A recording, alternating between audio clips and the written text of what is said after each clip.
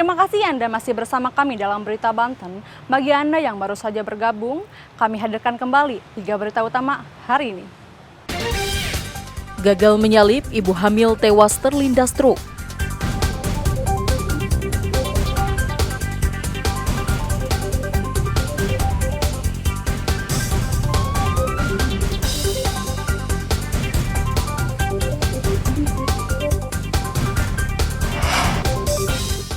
Hujan deras, jalan protokol di Kota Serang terendam banjir.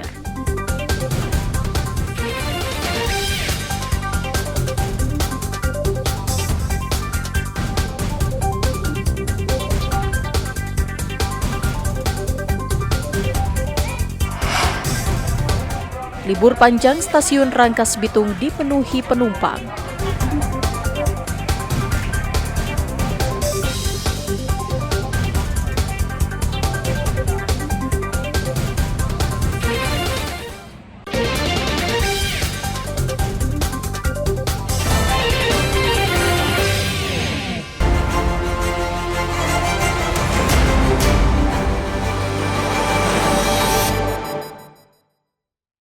Kericuhan antara puluhan warga dengan aparat kepolisian terjadi saat warga yang berunjuk rasa melakukan blokade jalan perimeter utara yang merupakan akses menuju Bandara Soekarno-Hatta, Kabupaten Tangerang.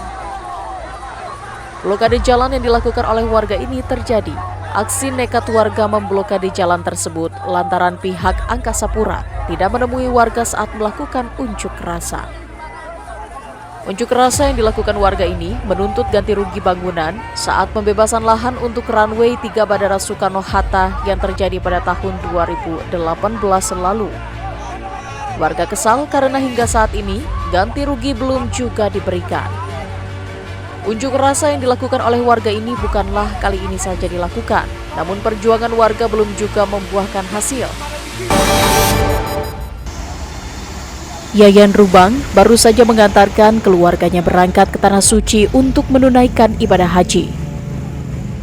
Warga Kecamatan Bojong, Kabupaten Pandeglang ini berangkat bersama sejumlah kerabat dan tetangga dengan menggunakan mobil jenis pick-up.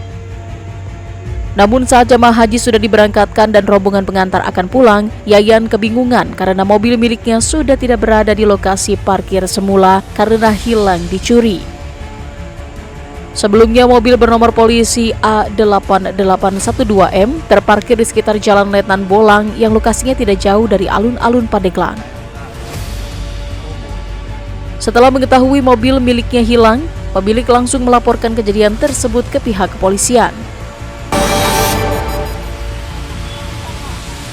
Pesawat latih dengan nomor PKIFP terjatuh di lapangan Sunburst BSD Kecamatan Serpong, Tangerang Selatan.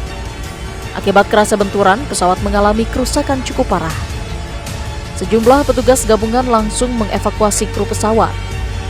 Pesawat tersebut diketahui merupakan jenis pesawat latih yang ditumpangi oleh 3 orang. Petugas juga menutup akses Jalan Pahlawan 1000 untuk memudahkan petugas melakukan evakuasi korban.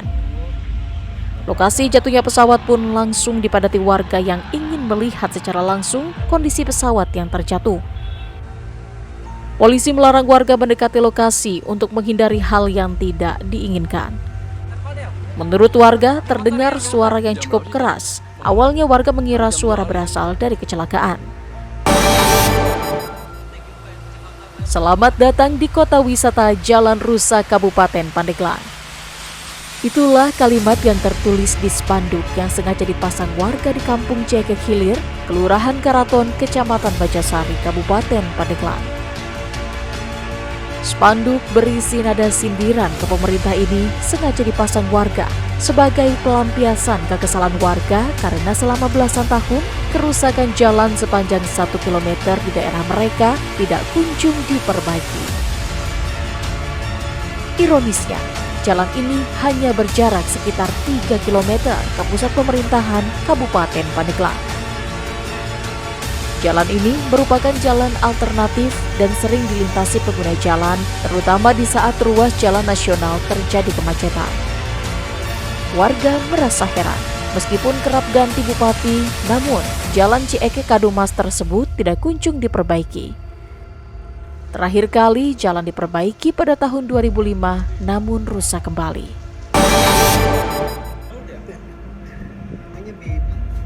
Petugas gabungan dari Satuan Poresta Bandara Suta, Bea Cukai dan Kementerian Pertanian dan Balai Karantina menggagalkan upaya penyelundupan sebanyak 99.000 benih lobster jenis mutiara dan pasir senilai 4 miliar rupiah lebih.